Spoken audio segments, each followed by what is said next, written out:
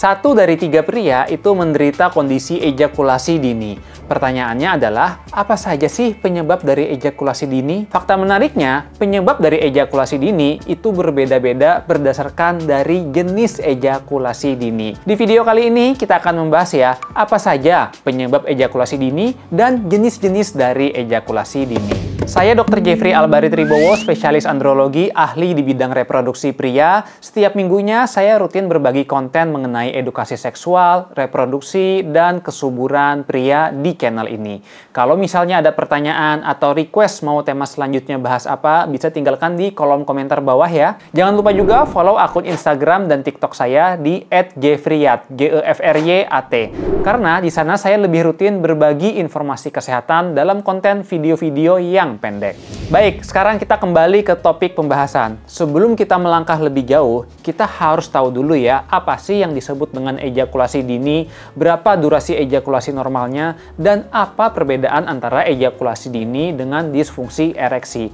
Karena beberapa orang ada yang salah kaprah terkait hal ini dan bahkan menganggap kalau ejakulasi dini dan disfungsi ereksi itu sama. Karena kenyataannya itu adalah dua hal yang berbeda. Untuk durasi ejakulasi yang dikatakan sebagai ejakulasi dini itu adalah apabila saat penis masuk ke dalam vagina kemudian terjadi ejakulasi kurang dari 1 menit.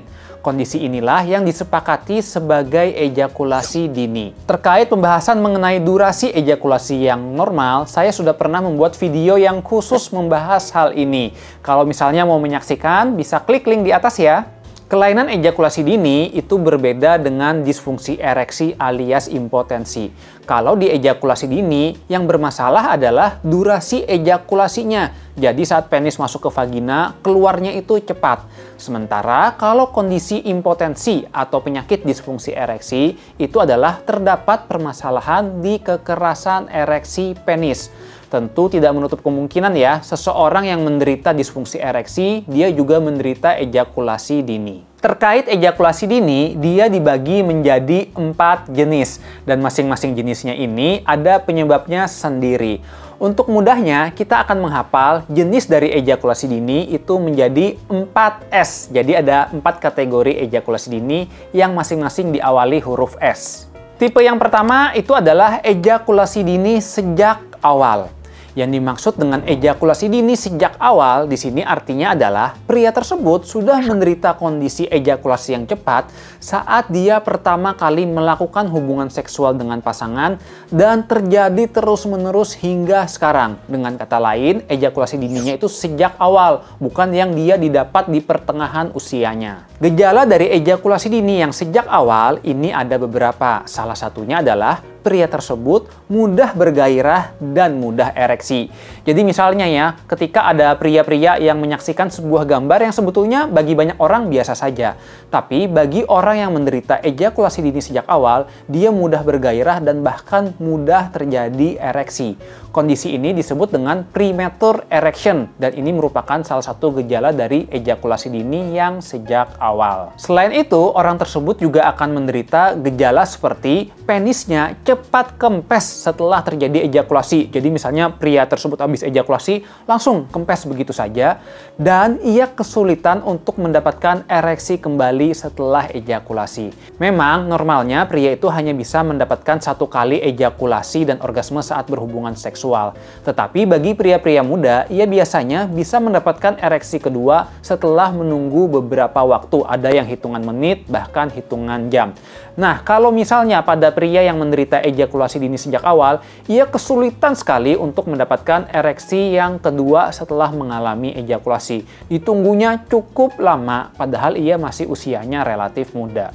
Penyebab dari ejakulasi dini yang sejak awal itu adalah dikarenakan adanya faktor genetik atau kode DNA di tubuh kita yang berfungsi untuk mengatur durasi ejakulasi. Sehingga mau bagaimanapun kondisinya, pria tersebut pasti akan mengalami ejakulasi dini saat berhubungan seksual. Kelainan faktor genetik pada ejakulasi dini yang sejak awal ini disebutkan pada beberapa penelitian itu diturunkan dalam satu keluarga. Jadi kalau misalkan kalian ada yang menderita ejakulasi dini sejak awal, coba deh kalian tanya ke saudara atau mungkin ke bapak kalian. Kira-kira ada nggak nih yang menderita kondisi ejakulasi dini sejak awal juga? Meskipun tentunya ini agak awkward ya kalau kita tanyakan ke mereka. Kita lanjut lagi ke tipe ejakulasi dini yang kedua. S yang kedua itu adalah ejakulasi dini saat tua alias didapat.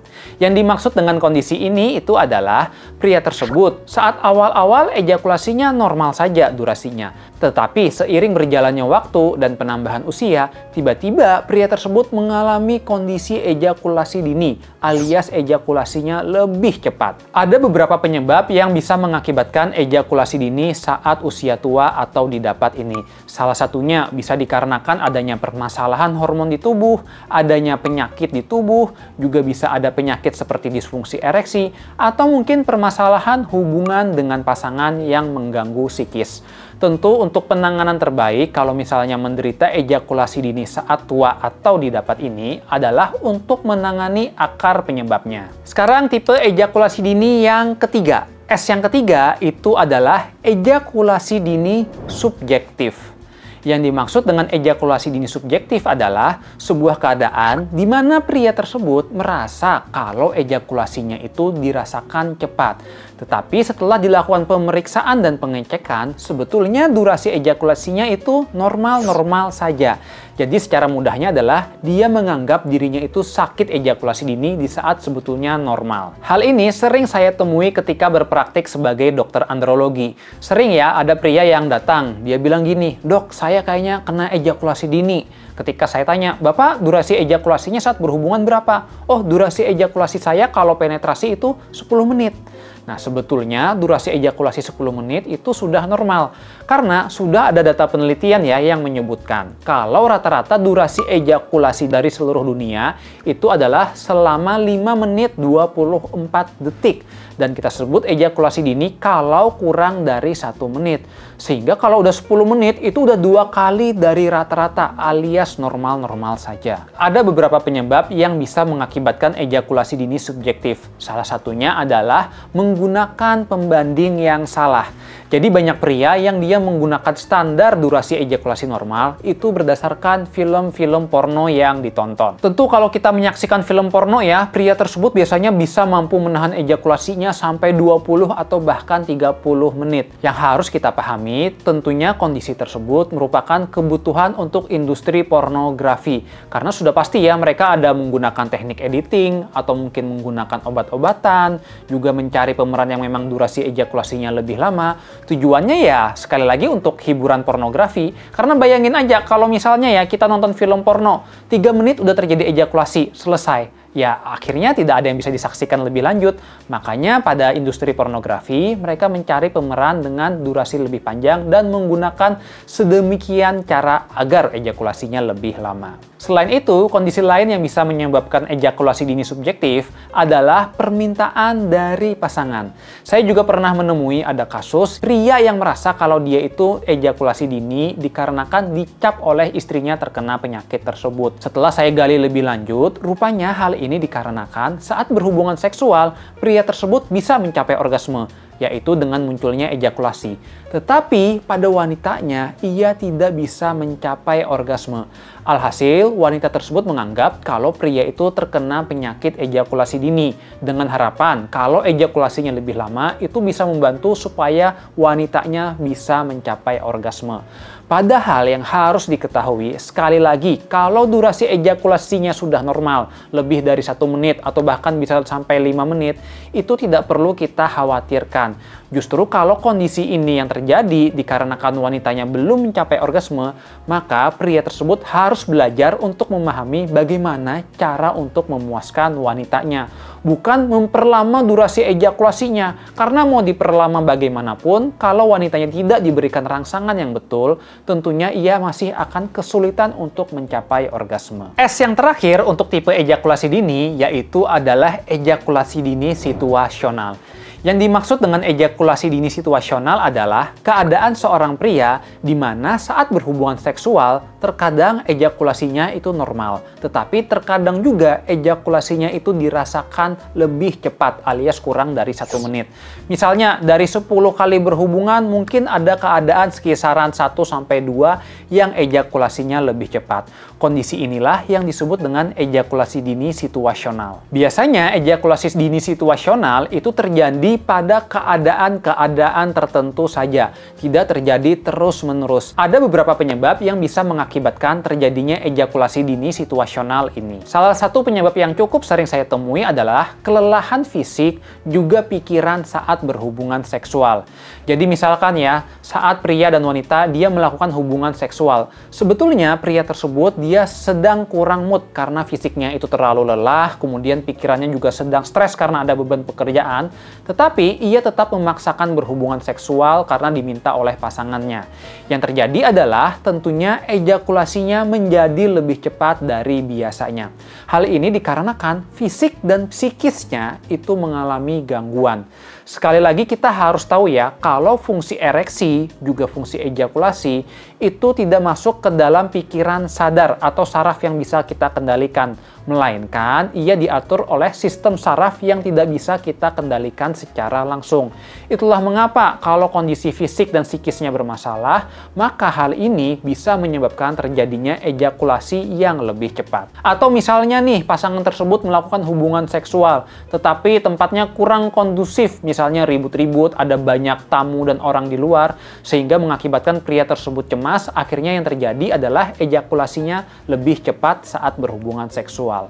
Kalau misalnya terjadi ejakulasi dini situasional ini, maka saran saya adalah jangan memaksakan untuk berhubungan seksual kalau misalnya faktor fisik atau psikis atau ada kecemasan yang mengganggu sedang menghantui. Sebaiknya adalah beristirahat dahulu sampai tubuhnya benar-benar fit dan berhubungan seks ketika kita benar-benar nyaman. Tentu yang paling baik kalau misalnya seseorang merasa dirinya menderita ejakulasi dini atau memang durasinya itu sangat cepat sehingga masuk kategori ejakulasi dini, saran saya adalah untuk mendapatkan penanganan dan pengobatan dari dokter. Tujuannya adalah, pertama, supaya bisa mendapatkan pemeriksaan lebih dahulu. Pemeriksaannya ini untuk mencari tahu kira-kira apa saja penyebabnya dan apa pemberian terapi yang cocok pada pria tersebut. Sehingga kalau diberikan pengobatan yang terbaik, diharapkan kondisi ejakulasi dininya bisa jauh lebih baik lagi. Terkait penanganan ejakulasi dini, saya kurang menyarankan ya kalau misalnya pria tersebut mengkonsumsi obat-obatan secara sembarangan atau menggunakan semacam tisu-tisuan ya, karena itu ya bisa saja malah mengganggu saat berhubungan seksual karena dirasakan kebas pada dirinya atau mungkin pada pasangan. Untuk penanganan ejakulasi dini yang terbukti aman dan efektif, itu sebetulnya ada beberapa pendekatan. Nanti akan saya buatkan videonya khusus yang membahas hal ini. Tetapi ada satu pendekatan yang sudah pernah saya buatkan videonya, yaitu adalah dengan melatih otot dasar panggul alias senam Kegel. Ini salah satu cara alami yang cukup efektif. Kalau misalnya mau belajar bagaimana latihan senamnya, bisa saksikan video ini ya. Klik link di atas atau klik videonya di sini. Itu saja pembahasan kali ini, semoga bisa bermanfaat. Kita ketemu lagi di video-video selanjutnya.